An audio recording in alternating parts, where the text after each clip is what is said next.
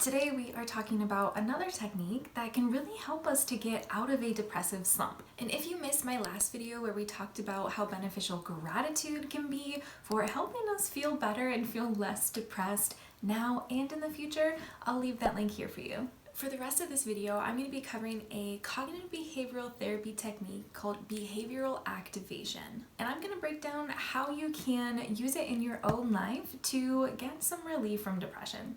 Let's dive in.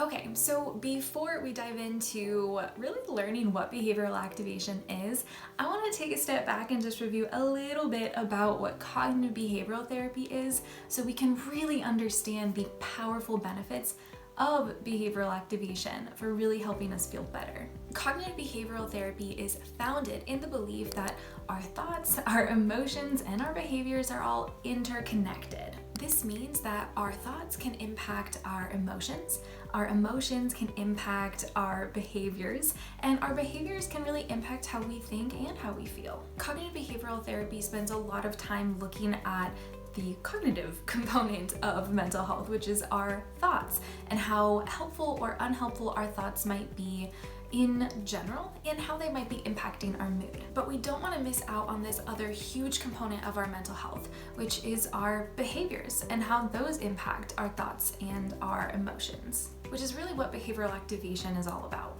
And this is a really important part to consider, especially when we experience depression. This is because depression tends to take away our energy and our motivation and can really impact our behaviors. Basically, depression makes it more challenging to engage in activities or behaviors or events or whatever the case might be that make us feel like ourselves.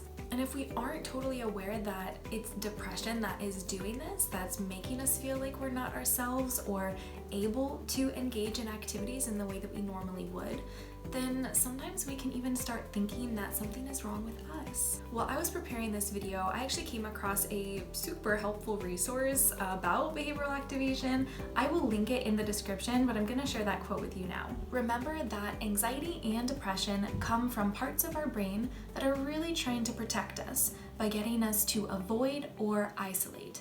This means that as long as we are following the lead of anxiety and depression, we'll continue to feel less motivated and want to avoid and isolate. This avoidance and isolation perpetuates what we know as the downward spiral. Behavioral activation, on the other hand, kind of calls us to do the opposite of what anxiety and depression want us to do. No longer avoiding or isolating, but instead re-engaging in routines, events, activities that make us feel like ourselves and bring enjoyment and health back to our life. So to summarize just a little bit before we move on today, behavioral activation is a cognitive behavioral therapy technique that uses our behaviors, our social engagement, our activities to regulate our mood and to remind our brain that we're safe. Now, before we get to the steps of behavioral activation, pause this video for a second, grab a piece of paper or pull up your notes app or a Word doc so we can walk through these steps together and you can take some notes along the way. The first step of behavioral activation is to reflect on what we are actually doing in our day-to-day life right now. Are we waking up at a regular time each morning, or are we staying in bed until noon? Are we taking care of our hygiene on a regular basis, or do we take a couple days in between showers or brushing our teeth? The key concept behind behavioral activation is really the acknowledgement of what we do or what we don't do on any given day really impacts how we think and how we feel. So to go through this first step of reflection, here are a few questions to get you started and, really just answer these as honestly and non-judgmentally as possible. We're really just looking for where we're at right now. No judgment, no criticism, just some curiosity of where we're at. And as you go through each question, reflect and think on, how did this activity or non-activity make me feel? When did I wake up today? How did I get ready for the day? Think about food, hygiene, making the bed, any type of morning routine, things like that. What did I have for breakfast and how did it make me feel physically? What did I do today? Did I skip any events or activities? Was I in a clean or cluttered environment today? Who did I interact with? And were those interactions via text, phone call, video call, or in person? Was there anyone or anything that I avoided? What brought me joy today? Did I get fresh air or move my body today? This reflection really is a great place to begin as we start to uncover what might be making you feel down right now. Plus, it can actually help us to identify activities that are already helping your mood. So maybe we can put more of those in our life right now, or something similar. Next, we want to identify activities or events, social interactions, those types of things that do make us feel better.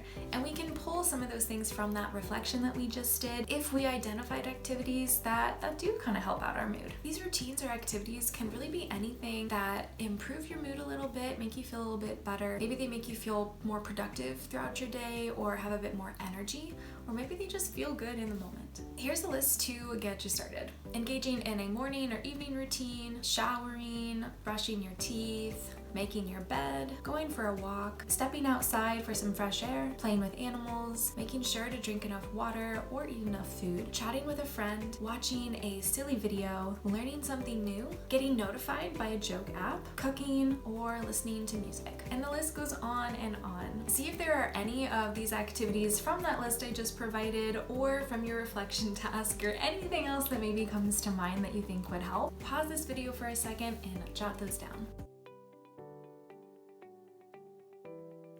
Once we have a list of activities, and really this can even just be 1, 2, or 3 activities. We don't have to have a bunch of ideas, especially when we're starting out. 1 or 2 is just fine. But once we have that list, whether big or small, we want to put these things on our calendar for the week. Now, this does not have to be super scheduled or super detailed by any means. We just want to have a general idea so we can make sure it's realistic for our life right now. For example, if I know that I feel my best, most productive self throughout the day when I wake up at 7 a.m. and get a workout in, maybe I try to add that into my schedule 2 or 3 days a week. Ultimately, we really just want this to be realistic. This is where SMART goals come into play. So if it really is a struggle for me to do that, to wake up at 7 a.m. and get a workout in, then maybe I'm not gonna plan this 7 days a week. I'm gonna shoot for 1 to 2 days to start out, and then I'll go from there. What I don't want to do is set an unrealistic expectation, so it leads to further disappointment or just feeling a bit disheartened. Once we've gone through all of these steps and have gone through a full week of scheduled activities, then we can go back to step 1 and start reflecting again. How did I feel this week or today? What did I do? We can return to some of those questions and just collect evidence. We're really approaching this with curiosity. Again, we're not trying to be critical or judgmental. We're just trying to figure out some information to help us make informed decisions in the future. What made me feel better? What made me feel worse? This really is a process of self-discovery. And I did say a process. This is not something that happens overnight. We have to kind of engage in consistent effort to really see change in our life. And there's no right or wrong here. There's just simple curiosity and making adjustments from there as we learn more about ourselves and our priorities. As always, I so hope this information has been helpful for you. If it has been, please let me know by hitting that like button or dropping me a note down in the comments. And definitely share this with family and friends, whomever you think might benefit from this information. Take care, and I'll see you next time.